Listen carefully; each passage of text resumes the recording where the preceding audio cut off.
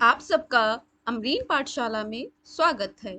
आपकी अपनी हिंदी टीचर आज एक नया टॉपिक लेकर प्रस्तुत हुई है जो भक्तिकाल पार्ट 3 है।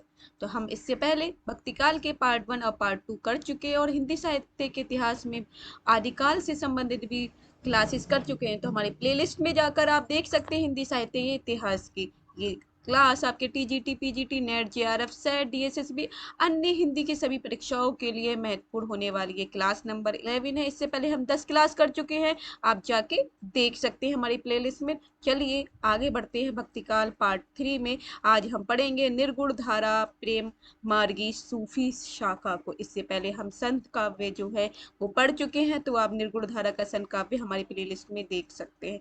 आज हम पढ़ने वाले हैं निर्गुण धारा प्रेम मार्गी सूफी शाखा क्या है वो जान लेते हैं। तो चलिए हम क्लास की तरफ चल रहे हैं। तो जिस क्लास की तरफ चलते हैं, जिन बच्चों ने अभी तक सब्सक्राइब नहीं करा चैनल को सब्सक्राइब करेंगे, वीडियो को लाइक करेंगे और शेयर करेंगे। तो चलिए देखते हैं जल्दी से निर्गुण धारा प्रेम मार्गी सूफी शाखा। तो भारत में सूफी धर्म का प्रचार प्रसार 12वीं शताब्दी में ख्वाजा मोइनुद्दीन चिश्ती ने किया। तो किसने किया? ख्वाजा मोइनुद्दीन चिश्ती ने किया। आप देख सकते हैं यहाँ पर मैं यहाँ पर अंडरलाइन कर रही, तो याद कर लीजिए। तो किसका प्रचार जो किया सबसे पहले किसने किया है? ख्वाजा मोइनुद्दीन चिश्ती ने। तो भारत में सूफी धर्म का प्रचार प्रसार 12वीं शताब्दी में हुआ, 12वीं शताब्दी में हुआ है। किसने किया है? ख्वाजा मोइनुद्दीन चिश्ती ने किया है। अब सूफी धर्म को संक्षिप्त रूपरेखा निम्नवत है, जो हम देख सकते हैं कैसी है। इस्लाम को हम किस तरह से बांट सकते हैं? एक तो शरा है जो सनातनी धर्म के अनुसार रहता है, जैसे हिंदू रिलीजन में, हिंदू धर्म में सनातनी धर्म होता है, उसी तरह से ही शरा चलता है, शरय के अकॉर्डिंग चलता रहता है। एक होता है बेशरा। बेशरा होता है मीन सूफी, शरय के अकॉर्डिंग नहीं चल रहा है तो सूफी लोग, शरय के अकॉर्डिंग नहीं चल रहा है इसे बेशरा बोलेंगे तो सूफी। तो अब शरा में जैसी सनातनी है तो सिर्फ इतना ही एक ही आएगा यहाँ पर, लेकिन बेशरा को कई भागों में बांटा गया। तो बेशरा कौन कौन से हो गए? एक तो चिश्ती संप्रदाय, पहला कौन सा हो गया? चिश्ती संप्रदाय। दूसरा है सुहरावर्दी संप्रदाय, तो दूसरा आपका कौन सा हो गया? सुहरावर्दी संप्रदाय। तीसरा है कादरी संप्रदाय, कौन सा हो गया? कादरी संप्रदाय। चौथा हो गया नक्शबंदी संप्रदाय। यहाँ पर 4 हो गए, आपको देख रहा है। तो सूफी कितने तरीके के हो गए? 4 तरीके के सूफी हो गए, याद रखना है। कौन से संप्रदाय है सूफी के अंतर्गत? चिश्ती संप्रदाय पहला नंबर, दूसरा सोहरावर्दी, तीसरा कादरी, चौथा नक्शबंदी संप्रदाय। ये 4 संप्रदाय आपको बेशरा में सूफी के अंतर्गत देखने को मिलेंगे। अब ये जितने भी 4 संप्रदाय, इनके भी अपने अपने संप्रदाय देखने को मिलते हैं। कौन कौन से हैं आप देख लीजिए। चलिए जानने की कोशिश करते हैं। तो चिश्ती संप्रदाय में आपको देखने को मिलेगा साबरी और निजामी। तो चिश्ती संप्रदाय में कौन कौन सा आ जाएगा? साबरी और निजामी आ जाएगा। और दूसरा आ जाएगा सोहरावर्दी संप्रदाय में जलाली, मखदूमी, मीरन शाही, दौला शाही, इस्माई शाही। तो ये आपके सोहरावर्दी में आएंगे। 1 2 3 4 5 कौन कौन से? एक तो जलाली, दूसरा मखदूमी, तीसरा मीरन शाही, चौथा दौला शाही और पांचवा इस्माई शाही। तो इसी तरह से चिश्ती संप्रदाय में 2 थे और सोहरावर्दी में 5 हो गए। और कादरी संप्रदाय में वहाबिया और रजाकिया हो जाएंगे। कादरी संप्रदाय में कितने हो जाएंगे? 2 और हो जाएंगे, वहाबियास और रजाकिया। और नक्शबंदी में से भी नहीं आएंगे। तो आपने देखा, तो इस्लाम में 2 तरह के, एक शरा के अनुसार चलते, एक बेशरा के अनुसार। बेशरा में 4 भागों में बांटा गया, चिश्ती, सोहरावर्दी, कादरी और नक्शबंदी। और इसी तरह से चिश्ती को 2 हो गया, साबरी और निजामी, और सोहरावर्दी के आपके 5 हो जाते हैं, जलाली, मखदूमी, मीरन शाही, दौला शाही, इस्माई शाही। ये सोहरावर्दी के हो जाएंगे। और कादरी के बहाविया और रजाकिया के हो जाएंगे। और नक्शबंदी के नहीं है, सिर्फ एक ही हो, नक्शबंदी अपने आप में एक है, इसको नहीं बांटा गया है। तो आपने देखा। अब इसी तरह से आगे देख लेते हैं प्रमुख सूफी संप्रदाय की संक्षिप्त रूपरेखा। यहाँ पर जो है वो अच्छे से देख लीजिए, इंपॉर्टेंट है ये, इंपॉर्टेंट आई बना रही हूँ जिससे आपको पता चल जाए सभी बच्चों को। चिश्ती संप्रदाय के आदि प्रवर्तक आबू अब्दुल्ला चिश्ती हैं। तो प्रवर्तक कौन रहेंगे? अब्दुल्ला चिश्ती, आबू अब्दुल्ला चिश्ती। और भारत में प्रवर्तक हो जाएंगे मुईनुद्दीन चिश्ती। कौन हो जाएंगे? मोइनुद्दीन चिश्ती हो जाएंगे। तो चिश्ती संप्रदाय के कौन हो जाएंगे? मोइनुद्दीन चिश्ती 12वीं शताब्दी का उत्तरार्ध रहे। आदि प्रवर्तक कौन रहे? आबू अब्दुल्ला चिश्ती। लेकिन भारत में मोइनुद्दीन चिश्ती और सोहरावर्दी के भारत में प्रवर्तक कौन होंगे? जलालुद्दीन सुर्खपोश। कौन हो जाएंगे? जलालुद्दीन सुर्खपोश 13वीं शताब्दी के पूर्व भारत में आए। कादरी संप्रदाय के जो आदि प्रवर्तक हैं अब्दुल कादिर जिलानी। कौन है? अब्दुल कादिर जिलानी। लेकिन भारत में बंदगी मोहम्मद गौस। कौन हो जाएंगे? बंदगी मोहम्मद गौस हो जाएंगे। और ये 15वीं शताब्दी के उत्तरार्ध में कादरी संप्रदाय आया है। नक्शबंदी संप्रदाय के वहा अल्दीन नक्शबंद है। लेकिन भारत में मोहम्मद बाकी गिल्ला बैरंग हो जाएंगे। मोहम्मद बाकी गिल्ला बैरंग भारत में प्रवर्तक आ जाएंगे और 16वीं सदी का उत्तरार्ध जो है इनका समय माना जाएगा। अब ये भी एक बहुत इंपॉर्टेंट क्वेश्चन आ जाता है आपके बारे में। सूफी दर्शन को तसव्वुफ कहते हैं। याद रखिए, तसव्वुफ किसे कहते हैं? सूफी दर्शन को ही तसव्वुफ कहते हैं। अल्लाह से लगाओ, भगवान से लगाओ जो रहता है, तसव्वुफ देखने को मिलता है। अब देख लेते हैं सूफी शब्द की व्युत्पत्ति के संबंध में निम्नलिखित मत है। सूफ जो है इसका मूल अर्थ सूफ है, सफ है, सूफा है, सूफिया है और सफा। इसके अर्थ क्या क्या हो जाते हैं? जैसे सूफ का अर्थ हो जाता है ऊन, सफ का अर्थ हो जाता है पंक्ति, सूफा का अर्थ हो जाता है चबूतरा, सोफिया मतलब विद्या, एजुकेशन जो होती विद्या, और सफा पवित्र और निर्बल।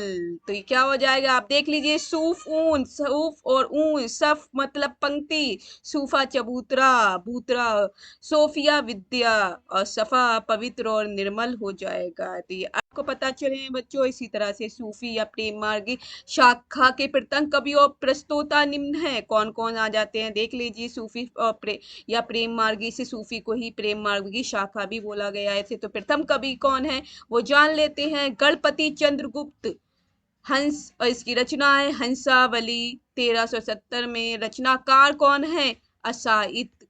तो प्रस्तोता जो है आप देख लीजिए गणपति चंद्र है, और हंसावली रचना है वर्ष 1370 में लिखी गई है, और असाइत इसके रचनाकार हैं या कवि जो भी मानेंगे तो असाइत हैं। राम कुमार वर्मा प्रस्तोता है चंदायान के 1370 इसका ये हो जाएगा। और रचनाकार या कवि मुल्ला दाऊद हो जाएंगे। कौन हो जाएंगे? मुल्ला दाऊद चंदायान। हजारी प्रसाद द्विवेदी सत्यवती कथा के प्रस्तोता है, और 1501 समय आपका आ जाता। ईश्वरदास इसके लेखक जो होंगे ईश्वरदास आ जाएंगे। रामचंद्र शुक्ल ने माना है मृगावती को प्रस्तोता के रूप में। जो रचना है मृगावती, और इसके लेखक जो हैं कुतुबन है 1501 ईस्वी में लिखी गई। तो सत्यवती कथा और मृगावती दोनों ही 1501 के हैं। तो आप देख सकते हैं। आगे चलते हैं, आपको दिखाते हैं भक्ति काल में क्या आता है। आसाइत कृत हंसावली की रचना श्रोत विक्रम बेताल की कथा है। तो आप देख लीजिए असाइत जो है असाइत कृत है हंसावली। हंसावली क्या है? विक्रम बेताल की कहानी आपने सुनी है, विक्रम बेताल की कथा, तो इसी में ही मिलती है। इसमें पाताल की राजकुमारी हंसावली की कहानी है। जो पाताल है इसमें पाटल क्या है? पाटल की राजकुमारी थी जिसका नाम था हंसावली, उसी की कहानी है, उसी की कथा है। इस विक्रम बेताल की कथा है, मान सकते हैं। जिस तरह से विक्रम बेताल की कथा है तो हंसावली में विक्रम बेताल की कथा मानी जाई है। और ये क्या है? असाइत कृत है। किसकी है? असाइत कृत है। इसमें पाताल की राजकुमारी हंसावली की कहानी है। पाताल की राजकुमारी थी हंसावली जो थी। अब अगले देखते हैं। राम कुमार वर्मा ने मुल्ला दाऊद को अपने इतिहास ग्रंथ में संधिकाल के अंतर्गत रखा है। तो राम कुमार वर्मा ने मुल्ला दाऊद को अपने इतिहास ग्रंथ में किस में लिखा है? संधि काल के अंतर्गत रखा है। आप देख सकते हैं राम कुमार वर्मा ने भी हिंदी साहित्य के इतिहास का काल विभाजन किया। तो हिंदी साहित्य में आदिकाल को इन्हें संधि काल की संज्ञा दी थी। जिस तरह से संधि काल में बांटा है तो इसी तरह संधि काल के अंतर्गत मुल्ला दाऊद जो कवि हैं उन्हें रखा है। तो आप देख सकते हैं किसने रखा है? राम कुमार वर्मा ने। तो संधि काल में माना है, भक्ति काल में नहीं माना है, तो आप ये ध्यान रखना है। इसी तरह से डॉक्टर माता प्रसाद गुप्त ने चंदायान को लोर कहा और लोर कथा नाम से अभिहित किया, पहचाना है। तो माता प्रसाद गुप्त ने, याद रखे, लोर चंदायान को क्या कहा है? लोर कहा है। चंदायन जो है उनको लोर कहा या लोर कथा नाम से जाना है। पहचाना, अभिहित मतलब पहचाना है, तो याद रखिए चंदायन मतलब लोर कथा। हिंदी के प्रमुख सूफी कवि और काव्य निम्नलिखित है। हंसावली, अब देख लेते रचना, जो काव्य है, वर्ष देख लेते, कवि देख लेते, प्रयुक्त भाषा कौन सी है, प्रयुक्त चंद। तो हंसावली जो है, सबसे पहले हंसावली आ रही है 1370 ईस्वी है, और कवि असाइद कवि हैं। कौन है हंसावली के? असाइद है, राजस्थानी भाषा है और चौपाई और दोहा में लिखी गई है। किस में लिखी है? चौपाई और दोहा में लिखी गई है।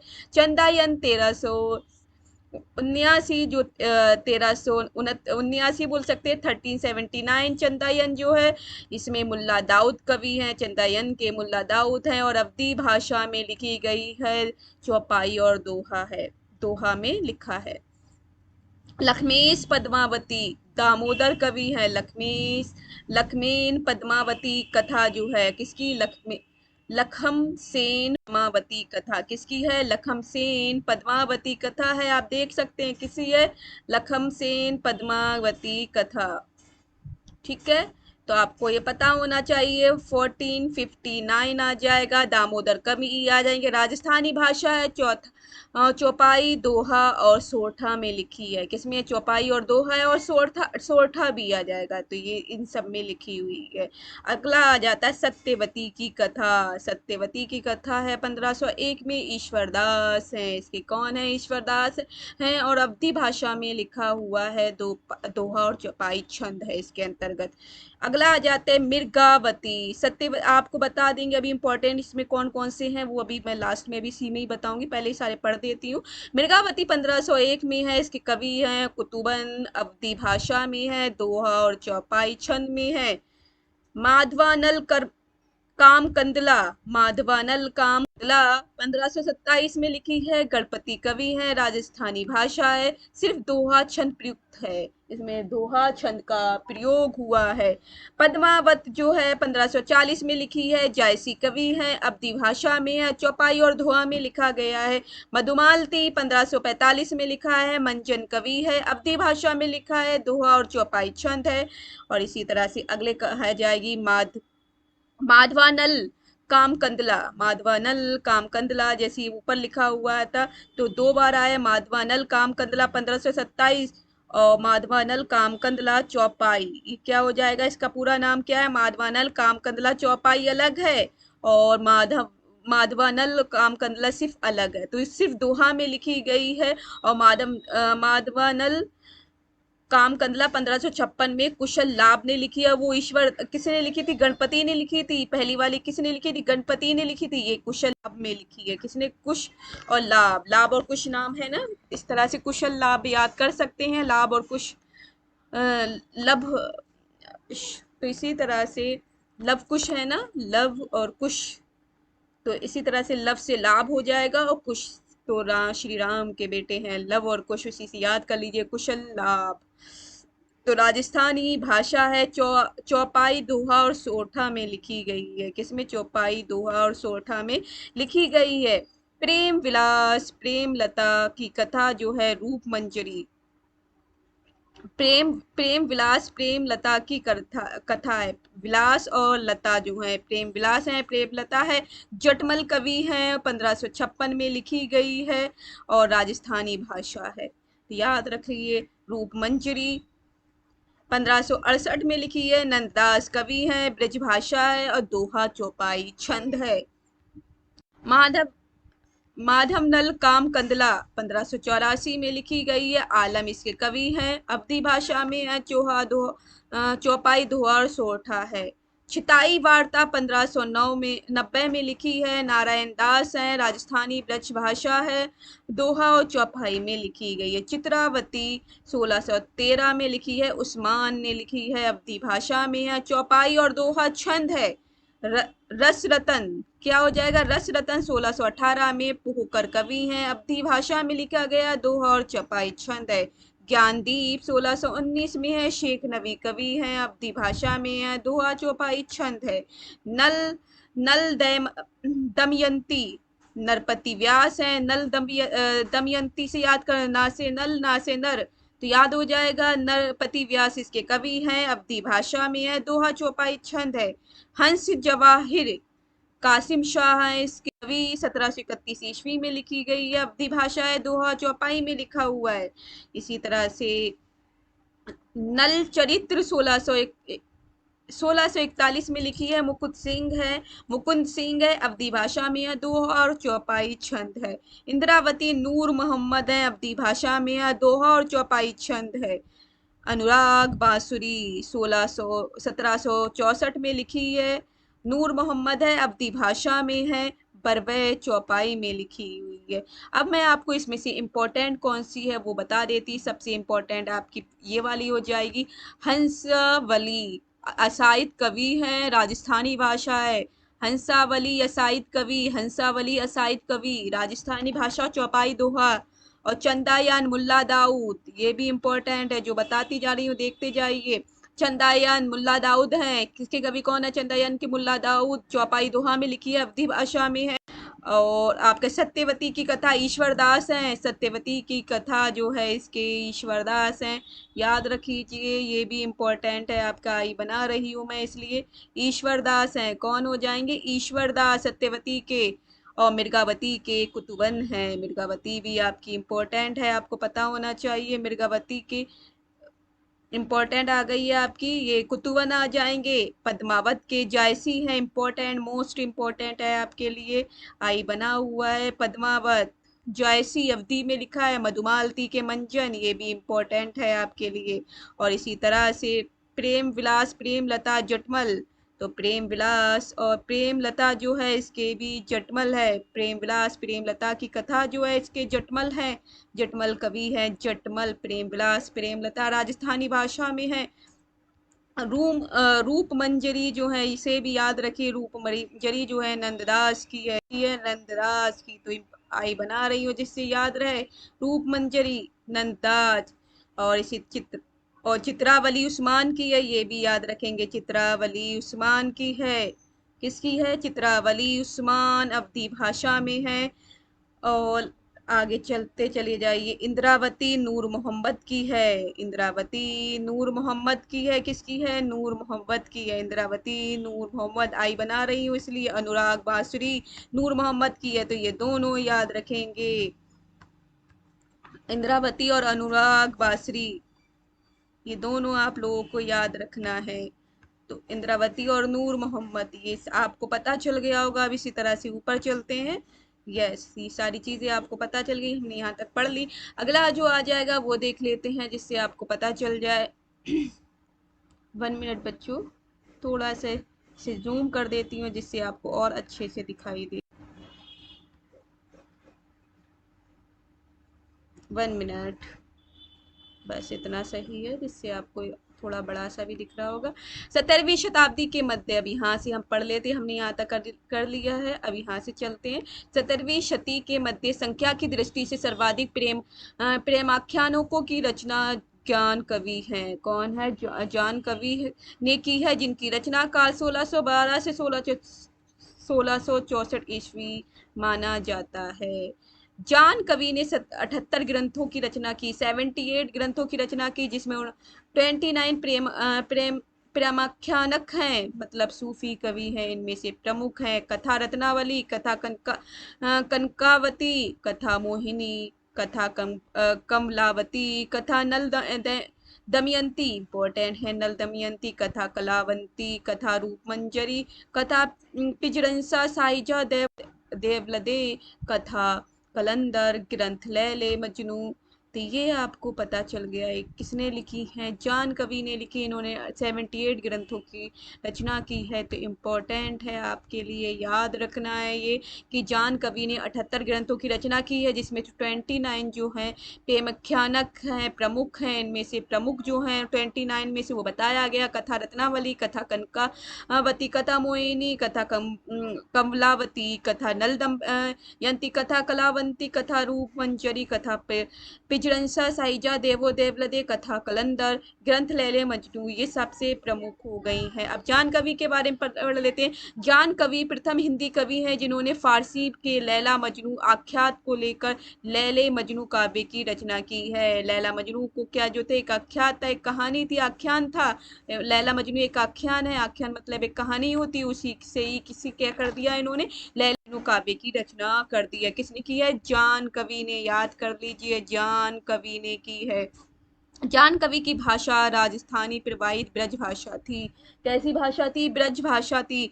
दामोदर कवि ने अपनी रचना लखन सेन पद्मावती कथा को वीर कहा कथा का है। तो दामोदर कवि जो है उन्होंने अपनी रचना जो की है लखन सेन में, लखन सेन पद्मावती कथा को वीर कथा कहा है। तो वीर कथा क्या है? लखन सेन पद्मावती क्या है?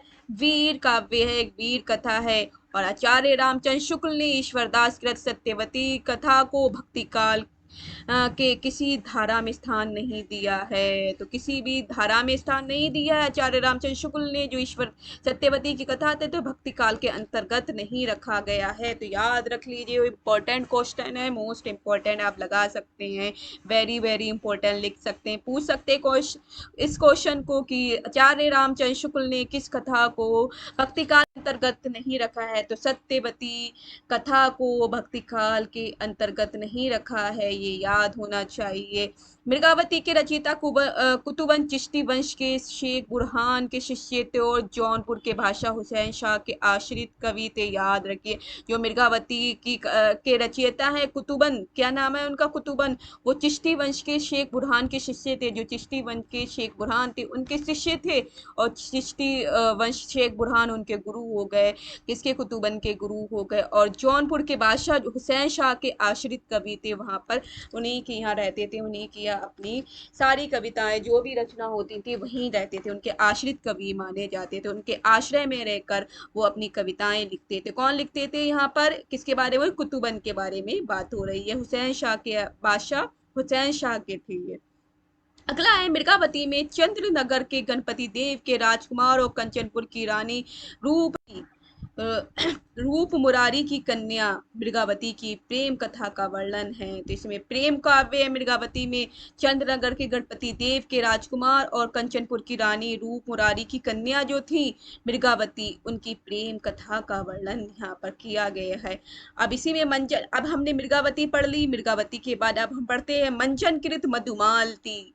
तो मधुमालती हिंदी की प्रथम प्रेमाख्यानक काव्य है। प्रथम पूछ सकते हैं, प्रथम प्रेमाख्यानक काव्य कौन सा है? तो मधुमालती है। किसके द्वारा लिखा है? मंजन कृत है, ये मंजन द्वारा लिखा गया है। मंजन कवि जो है तो इम्पोर्टेंट है आपके लिए। मंजन कृत मधुमालती हिंदी की प्रथम प्रेमाख्यानक कवि है जिसमें भूपत्नीवाद का सर्वथा अभाव है।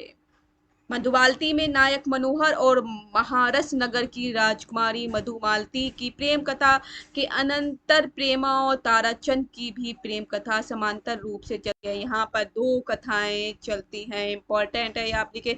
इसमें एक तो मधुमालती में नायक जो है मनोहर और महारस नगर की राजकुमारी मधुमालती की प्रेम कथा के अनंतर ही साथ साथ प्रेमा और ताराचंद की, किसकी? इन दोनों के साथ साथ मनोहर और मधुमालती के साथ साथ प्रेमा और ताराचंद की भी प्रेम कथा साथ साथ चल रही। यहाँ पर दो प्रेम कथाएं को दिखाया गया है मधुमालती में, तो ध्यान रखना है इस बात को, इंपॉर्टेंट पॉइंट है।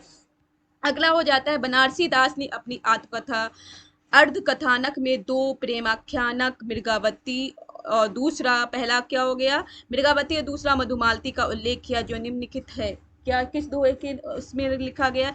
तब तब घर में बैठे रहे नाइन हाट बाजार मधुमालती मृगावती पोथी दो चार। ये इस तरह से इन्होंने बनारसी दास ने लिखा है। ये बनारसी दास ने अपनी आत्मकथा अर्थ कथानक में इस तरह से उल्लेख किया है मधुमालती और मृगावती का, आप देख सकते हैं।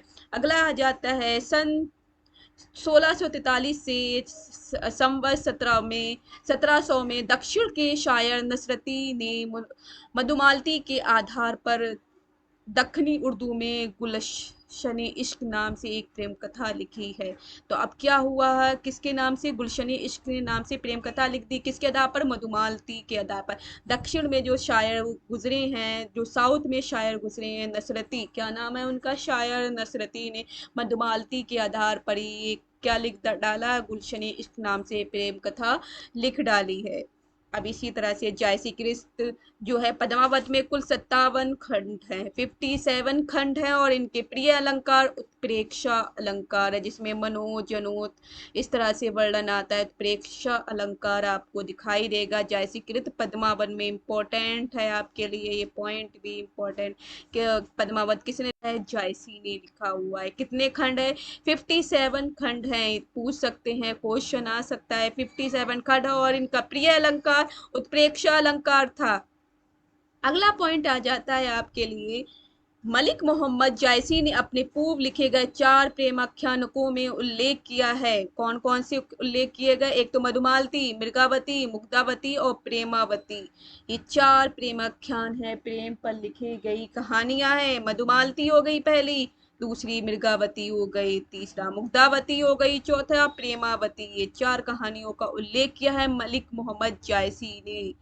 अब आगे देख ले, जायसी प्रसिद्ध सूफी फकीर शेख मुहिदी मीस मुहिउद्दीन के शिष्य और शेरशाह के समकालीन कवि थे तथा अमेठी के निकट जायस में रहते थे। जो अमेठी के निकट जो पास में था जायस, वहां पर रहते थे। कौन से, जायसी जो थे प्रसिद्ध सूफी फकीर शेख मुहिउद्दीन के शिष्य थे। किसके शिष्य थे, मुहिदीन नाम है। शेख मुहिदी आएगा या मुहिउद्दीन के शिष्य माने जाएंगे, क्या नाम आएगा, मुहिउद्दीन। और शेर शाह के समकालीन थे, शेर शाह सूरी जो है उनके समकालीन कवि थे तथा अमेठी के निकट जायस में रहते थे।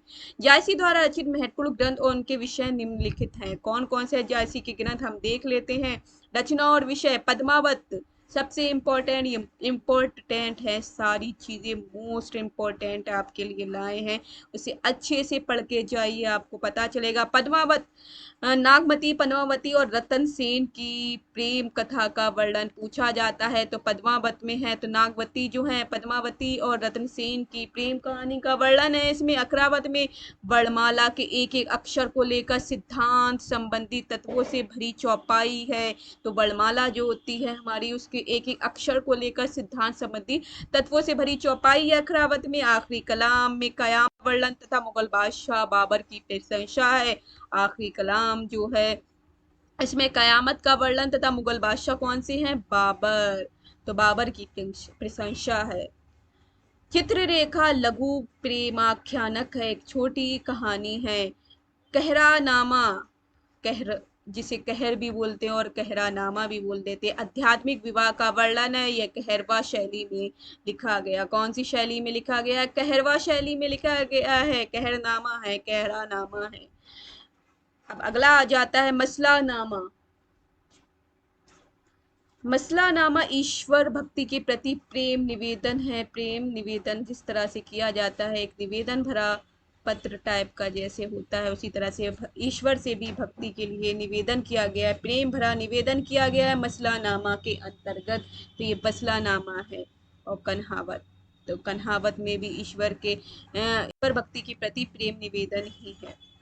अब अगला आ जाता है आपके जो पॉइंट है आपके लिए बनता है, आचार्य रामचंद्र शुक्ल ने जायसी द्वारा रचित 3 ग्रंथों, किसने, रामचंद्र शुक्ल ने 3 ग्रंथों को क्या करा है, पद्मावत, अखरावत तथा आखिरी कलाम का ही उल्लेख किया। इन 3 चीजों को ही इन्होंने आचार्य रामचंद्र शुक्ल ने लिया है, पद्मावत, अखरावत और आखिरी कलाम जो है, तो इन तीनों को ही लिया गया है।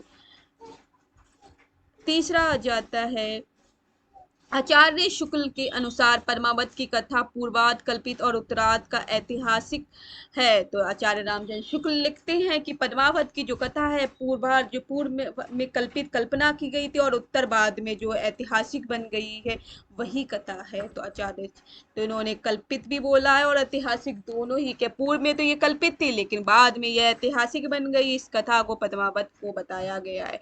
आचार्य रामचंद्र शुक्ल ने लिखा, कबीर ने केवल भिन्न बिन प्रतीत होती हुई परोक्ष सत्ता की एकता का आभास दिया था, प्रत्यक्ष जीवन की एकता का दृश्य सामने रखने की आवश्यकता बनी थी, यह जायसी द्वारा पूरी हुई है। मतलब इन्होंने किसके बारे में, कबीर द्वारा कबीर पर कमेंट करते हुए लिखा है और जायसी को ऊपर बताते हुए कहा है कि कबीर ने केवल भिन्न प्रतीत होती हुई, अलग प्रतीत होती हुई परोक्ष सत्ता की एकता का आभास दिया, ताकि अलग होती हुई एक सत्ता का आभास दिया, लेकिन प्रत्यक्ष जीवन की एकता क्या होती है उस उसका दृश्य सामने रखने की आवश्यकता बनी थी। यह जायसी द्वारा पूरी हो गई है, जायसी ने इसे पूरा कर दिया है।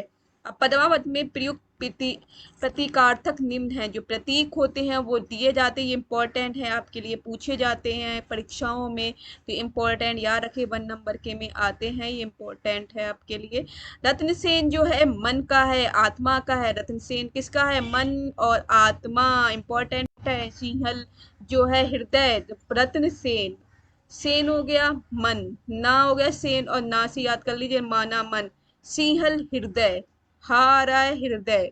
पद्मावती को श्रद्धा और सात्विक हो जाएगा, बुद्धि परमात्मा, तो पद्मावत परमात्मा से याद कर लो, तो श्रद्धा और सात्विक बुद्धि किस में होगी, परमात्मा में होगी, तो परमात्मा है, पद्मावती क्या हो गई, परमात्मा हो गई, जिसमें श्रद्धा और सात्विक हो जाएंगे।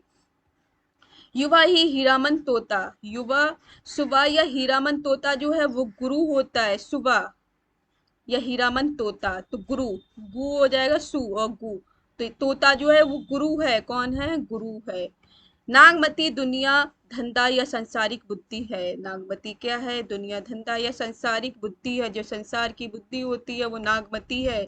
क्या होगा, नागमती, नाग होती है ना, तो उससे संसारिक बुद्धि, संसार के जितने भी लोग होते हैं वो किसी नाग के नाग मणि पास भागते रहते हैं, तो इसलिए नागमती जो हो गई संसारिक बुद्धि हो गई। राघव चेतन शैतान है, तन तान, तो ऐसी याद करिए, राघव चेतन तान शैतान है। अलाउद्दीन माया है, अलाउद्दीन क्या है, माया जाल है, उसने माया जाल को फैला दिया है अलाउद्दीन। तो इस तरह से आप याद रखिए किसके प्रतीक हो गए, रत्नसेन आत्मा का, सिंहल हृदय का, पद्मावती परमात्मा, श्रद्धा या सात्विक बुद्धि बोल सकते हैं। युवा हीरामन तोता गुरु हो गया, नागमती दुंदा दुनिया धंधा या संसारिक बुद्धि है, राघव चेतन शैतान है, अलाउद्दीन माया हो गई। ये सारे प्रतीक आपको पता चल गए, इंपॉर्टेंट थे, ये बहुत अच्छे से याद करना, 3-4 बार रिवाइज करके रखना है, जिससे आपको ये चीज़ें इंपॉर्टेंट है जो आप लोग कर सकते हैं और अपने पास पॉइंट टू पॉइंट लिख भी सकते हैं। विजय देव जो है उनके बारे में पढ़ लेते हैं, इंपॉर्टेंट पॉइंट आ रहा है। विजयदेव नारायणी शाही ने पद्मावत को हिंदी में अपने ढंग से अकेली ट्रेजिक कृति कहा है, अकेली ट्रेजिक कृति कहा है। विजयदेव नारायण शाही ने पद्मावत को क्या बोला है, अकेली ट्रेजिक कृति। तो आपको ये पूछ सकता है अकेली ट्रेजिक कृति किसे कहा गया है, तो पद्मावत को कहा गया है। तो पद्मावत को किस और नाम से जाना गया है, तो अकेली ट्रेजिक कृति किसने कहा है, विजयदेव नारायण शाही ने कहा है। पद्मावत का नागमती वियोग खंड हिंदी साहित्य का अनुपम निधि है, वियोग खंड, पद्मावती का जो नागमती वाला वियोग खंड है बहुत ज्यादा अनुपम निधि है हमारे हिंदी साहित्य के इतिहास में, उसे अतुलनीय माना गया है, बहुत अच्छे रूप में माना गया है। प्रेमाख्यानक काव्यों की 5 चौपाई के बाद एक दोहा देने की परंपरा निम्नांकित कृतियों में पाई जाती है, कि जो प्रेम वाले हमारी कहानियां हैं उसमें 5 चौपाई के बाद एक दोहा होना चाहिए। तो एक परंपरा कौन सी कृतियों में पाई जाती है, तो मृगावती में, मधुमालती में, इंद्रावती में, सत्यवती कथा में, चंदायन में, आलमकृत माधव नल कमला में, इन 6 में पाई जाती है, मृगावती, मधुमालती, इंद्रावती, सत्यवती की कथा, चंदायन, आलमकृत माधवनल कम कंदला में। क्या मानी गई कि 4-5 चौपाइयों के बाद एक दोहा होने की परंपरा इसमें मानी गई है। प्रेमाख्यानक काव्यों में 7 चौपाई के बाद एक दोहा देने की परंपरा किन में मानी गई, एक तो ये हो गया 5 चौपाई के बाद एक दोहा होना चाहिए, लेकिन 7 चौपाई के बाद एक दोहा किस में होना चाहिए, कौन सी कहते हैं, पद्मावत हो जाएगा और चित्रावली, इन दोनों में है। तो पद्मावत और चित्रावली में 7 चौपाई के बाद एक दोहा होगा, लेकिन मृगामती, मधुमालती, इंद्रावती और सत्यवती कथा, छंदायन, आलमकृत माधवनल कम कंदलाई, इन 6 में 5 चौपाई के बाद एक दोहा होगा, लेकिन पद्मावत और चित्रावली में 7 चौपाई के बाद एक दोहा होगा, ये आपको पता होना चाहिए। सूफी कवि उस्मान चिश्ती वंश परंपरा में हकी बाबा के शिष्य तो बादशाह जहांगीर के समकालीन थे। तो आपको पता है चिश्ती वंश के, उस्मान चिश्ती वंश के थे, तो वो किसके समकालीन कवि थे, जहांगीर के, जहांगीर जो है उनके समकालीन, जो बादशाह जहांगीर थे मुगल दरबार में, के बादशाह मुगल जो थे जहांगीर उनके ही क्या थे, समकालीन थे और हाजी बाबा के शिष्य थे। किसकी? उस्मान चिश्ती वंश परंपरा में हाजी बाबा के शिष्य थे। उस्मान कृत अब हम उस्मान कृत के बारे में पढ़ लेते हैं। चित्रावली ने नेपाल के राजकुमार सुजान और रूपनगर की राजकुमारी चित्रावती की प्रेम कथा का वर्णन है। इसमें उस्मान कृत चित्रावली में क्या है, नेपाल जो है वहाँ के राजकुमार सुजान था और रूपनगर की राजकुमारी चित्रावली जो थी उनकी प्रेम कथा का वर्णन किया गया है। चित्रावती में अंग्रेजों के द्वीप का भी वर्णन किया गया। अंग्रेजों के द्वीप जो होते हैं उनका भी वर्णन किया गया है। नूर मोहम्मद दिल्ली के बादशाह मोहम्मद शाह के समकालीन थे। नूर मोहम्मद ने फारसी भाषा में रौजतुल हकायक नामक ग्रंथ की रचना की। नूर मोहम्मद ने फारसी भाषा में कौन से ग्रंथ की रचना की? रौजतुल हकायक ग्रंथ की रचना की। और नूर मोहम्मद दिल्ली बादशाह मोहम्मद शाह के समकालीन थे। किसके समकालीन थे? मोहम्मद शाह के समकालीन थे। नूर मोहम्मद कृत इंद्रावती में कलिंजर के राजकुमार राजकुंवर और आगमपुर की राजकुमारी इंद्रावती की प्रेम कहानी है। तो आपको पता होना चाहिए जो नूर मोहम्मद ने लिखी है इंद्रावती को, उसमें क्या है, कालिंचर, कलिंचर में के राजकुमार राजकुंवर, राजकुमार जो थे क्या नाम था, राजकुमार, और आगमपुर की राजकुमारी इंद्रावती, आगमपुर की क्या नाम है, इंद्रावती की प्रेम कथा है। तो इंद्रावती और राजकुंवर की प्रेम कथा का वर्णन इंद्रावती में मिलता है। और अगला है, आचार्य शुक्ल ने नूर मोहम्मद कृत अनुराग बांसुरी को निम्न विशेषताओं का उल्लेख किया है। तो अब आचार्य रामचंद्र शुक्ल ने जो मोहम्मद की कृत है, नूर मोहम्मद की जो कृत अनुराग बांसुरी है, उसकी क्या क्या विशेषता बताई है वो देख लेती हैं। इसकी भाषा सूफी रचनाओं से बहुत अधिक संस्कृत निर्भित है। क्या बताया गया कि संस्कृत गर्भित है, संस्कृत से रची हुई है। हिंदी भाषा के प्रति मुसलमानों का भाव है। शरीर, जीवात्मा और मनोवृत्तियों को लेकर पूरा अध्याय वसित रूपक एलेगरी खड़ा करके कहानी बांधी गई है। चौपाइयों के बीच बीच में इन्होंने दोहा ना लिखकर बरवै लिख रखे हैं। इन्होंने दोहा नहीं लिखा है, क्या लिखा है, बरवै को लिखा है। ये सारी विशेषताएं किसने? आचार्य रामचंद्र शुक्ल ने बताई हैं। अगला है, आचार्य शुक्ल ने नूर मोहम्मद कृत इंद्रावती को सूमी आख्यान कवियों की अखंडित परंपरा की समाप्ति माना है। क्या माना है? कि समाप्ति वाला आधार है। इंद्रावती सूफी आख्यान जो सूफी कहानी की जाती हैं तो उसके काव्यों की अखंडित अखंडित परंपरा की समाप्ति है। कौन बात बोलते हैं? आचार्य रामचंद्र शुक्ल बोलते हैं। आचार्य शुक्ल ने सूफी या प्रेम मार्गी शाखा का एकमात्र हिंदू कवि सूरदास नामक एक पंजाबी को माना है जो शाहजहां का समकालीन था तथा नल दमयंती नामक प्रेम कथा लिखी है। इन्होंने सिर्फ एक ही सूफी कवि को माना है कि एकमात्र हिंदू कवि जो था जिसका नाम सूरदास था, एक पंजाबी को माना है, सूरदास नामक एक पंजाबी कवि था, ये शाहजहां के समकालीन था तथा नल दमयंती नामक प्रेम कथा लिखी है। इसने क्या लिखी? नल दमयंती नामक प्रेम कथा लिखी है। अब ये देख लेते हैं महत्वपूर्ण प्रेमाख्यानक काव्य और उनके नायक नायिका निम्न है। इम्पोर्टेंट आप देख सकते हैं, most important, very very important, याद कर लीजिए, ये आपके लिए है इम्पोर्टेंट, वेरी इम्पोर्टेंट। मैं लिख रही हूँ इससे आपको पता चल जाए। काव्य और नायक नायिका, चंदायन का लोर, लोरिक या चंदा, लोर लड़के का जो यहाँ पर नायक है उसका नाम लोर हो सकता है या लोरिक, और चंदा यहाँ की नायिका है। सत्यवती कथा में राजकुमारी सत्यवती और राजकुमार ऋतुपर्ण होंगे और मृगावती में राजकुमार और मृगावती होंगी। पद्मावत में रत्नसेन, पद्मावती और पत्नी नागमती होंगी। रत्नसेन में कौन कौन होंगे? पद्मावती और पत्नी नागवती होंगे। रत्नसेन और पद्मावती और पत्नी नागवती होंगी। तो आप देख सकते हैं मधुमालती में कौन होंगे? मनोहर और प्रेमा ताराचंद होंगे। मधुमालती और मनोहर होंगे और प्रेमा ताराचंद होंगे। चार चल रही है ना कहानी मधुमालती में, मधुमालती और मनोहर की, प्रेमा और ताराचंद की। माधव नल काम कंदला में काम कंदला और माधव रहेंगे। माधव नल काम कंदला याद है, इसमें माधव और काम कंदला है तो इसी से आपको नाम याद हो जाएगा, माधव और काम कंदला, माधव नल और काम कंदला। रूप मंजरी में विवाहिता रूप मंजरी है और कृष्ण का वर्णन है। रतनसेन में रंभा और शोभा हो जाएंगे। रतनसेन में रंभा और शोभा, ये इंपॉर्टेंट आपको याद होना चाहिए।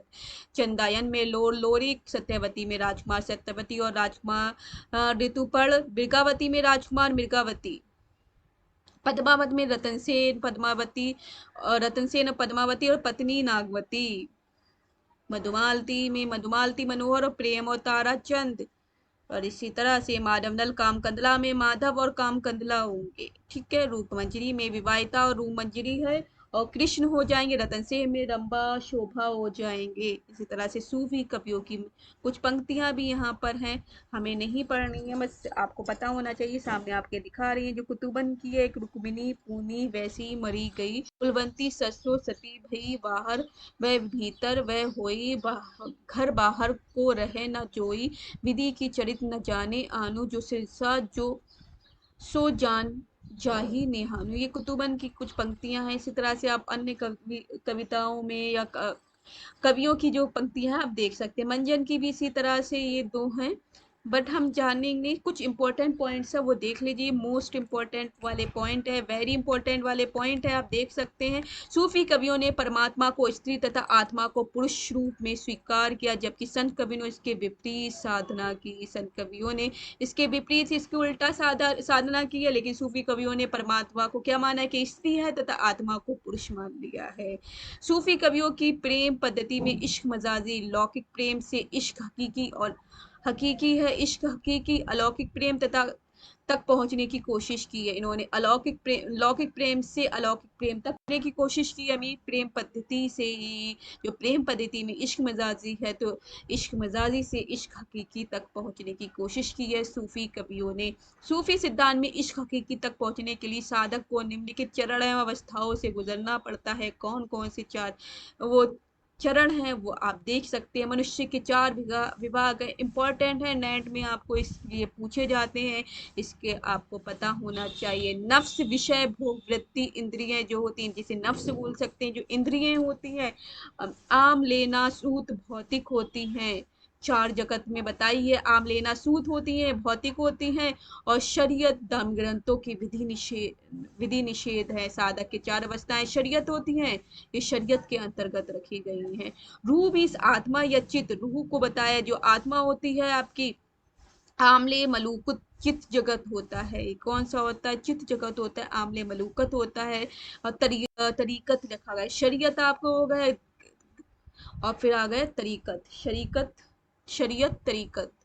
अगला आ गया कल्ब, इसे हृदय बोलते हैं। जगत में आ जाते आमलेच बरूथ, आनंद व जगत जो हो जाता है इसे हकीकत बोलते हैं, या भक्ति उपासना से सत्य बोध। अक्ल मतलब बुद्धि, आमले लाहत ब्रह्म जगत हो जाएगा। मार्फत सिद्ध अवस्था या आत्मा परमात्मा मिलन जिसे बोलते हैं। मार्फत में आत्मा परमात्मा मिलन होता है। शरीयत में धर्म ग्रंथ हो जाते हैं। तरीकत में हृदय की शुद्धता रहती है। हकीकत में भक्ति उपासना से सत्य बोध रहता है। और मार्फत में सिद्धावस्था से आत्मा परमात्मा मिलन होता है। तो आपको ये चार नाम अच्छे से याद होना चाहिए। शरीयत, तरीकत, हकीकत और मार्फत, ये चार आ जाएंगे। जैसे नफ्स, रूह, कल्ब, अक्ल। कल्ब हृदय को बोला गया है, किसे बोला गया? हृदय को। अक्ल बुद्धि को, रूह आत्मा को, और नफ्स आपके भोग वृत्ति इंद्रियां जो होती हैं उन्हें बोला गया है। ये आपको पता होना चाहिए बच्चों। तो आज की क्लास हमारी बच्चों यहीं तक रहेगी। आपका सूफी जो था हमने पूरा पढ़ लिया है। अब इसी तरह से आगे पढ़ेंगे तो हम अगली क्लास में बच्चों आपको मिलेंगे। भक्ति काल पाठ अभी हमने 3 करा है, पार्ट 4 में आपको हम अगली क्लास में आपको सगुण भक्ति लेकर आएंगे। निर्गुण भक्ति के हमारे 2 पार्ट ये हो गए हैं, तीसरा पार्ट था ये। अब हम सगुण भक्ति में चौथा पार्ट लेकर आपके सामने प्रस्तुत होंगे। तब तक के लिए bye bye, take care, have a nice day. जहाँ रहें खुश रहें, आबाद रहें, मस्त रहें। जय हिंद, जय भारत। और जिन बच्चों ने अभी तक हमारी क्लास को सब्सक्राइब नहीं करा, लाइक नहीं करा, वीडियो को कमेंट नहीं करा, लाइक नहीं करा और सब्सक्राइब नहीं करा है हमारे चैनल को, तो जल्दी जल्दी से सब्सक्राइब करेंगे। तो बाय बाय, टेक केयर, जय हिंद, जय भारत।